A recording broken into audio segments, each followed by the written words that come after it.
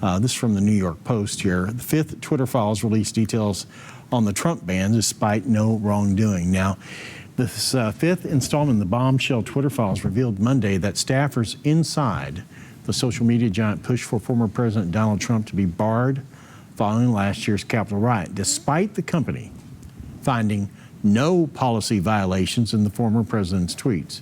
Now, keep that in mind. They arbitrarily banned him, not for any violations. Now, according to journalist Barry Weiss, Trump tweeted twice on the morning of the 8th, once to praise the almost 75 million Americans who voted for him in the election and proclaim they will not be disrespected or treated unfairly in any way, shape, or form. Pretty innocent tweet there. In a second tweet, Mr. Trump announced he would not attend Mr. Biden's inauguration on the 20th. Now, in Weiss's telling, the first tweet caused an uproar among Twitter's employees, with one writing in an internal communication, "We have to do the right thing here and ban this account. Extraordinary circumstances demand extraordinary leadership," another wrote, while a third added, "It's pretty obvious he's going to try to thread the needle of incitement while not violating the rules." However, according to Weiss, the people in charge of determining whether the former president's post merited a ban saw nothing wrong with either message. "I think we'd have a hard time saying this is incitement," wrote one official. "It's pretty clear he's saying the American patriots are the ones who voted for him and not the terrorists. We can call them that, right?" From January 6th. And so it goes on to say, "I don't see the incitement angle here," Second Monitor agreed, while policy official Annika Navroli concurred, "I also am not seeing clear or coded incitement in the DJT tweet. I'll respond in the elections channel and say that our team has assessed and found no violations for the DJT one." But they still banned him anyway. Yes, right? Because one particular person put heavy-handed pressure on Twitter, Michelle Obama. That's right. She demanded that President Trump be banned.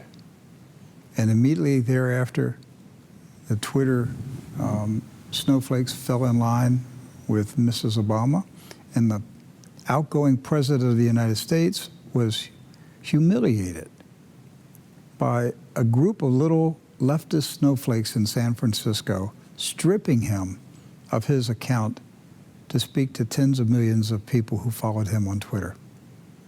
And they set the precedent that you can silence a president of the United States of America.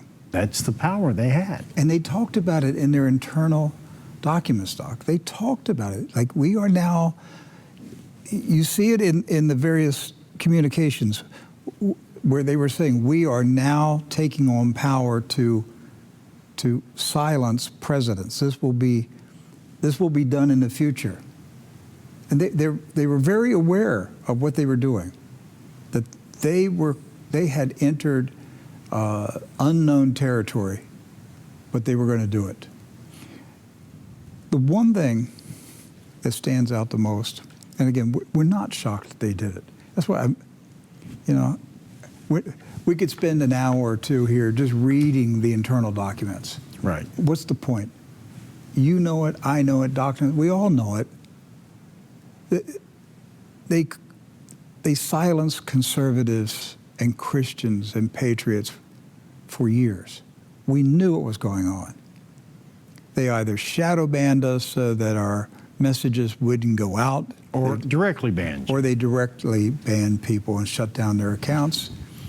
And they always refused to tell you what you violated. Yes. Because you violated our community standards. Well, what are your community standards? We can't tell you. So, like in But our, if you do it again, you're in trouble. so like in our case, when TruNews was banned from Twitter, we were simply reposting an article that had been published In Ireland. In Ireland, but it was on Twitter, Yes. on that particular news site. But our crime was we asked a question about that article. We didn't make a statement. We asked a question. And the question made little snowflakes at Twitter uncomfortable. But we now know it's more than the little snowflakes. It's FBI agents.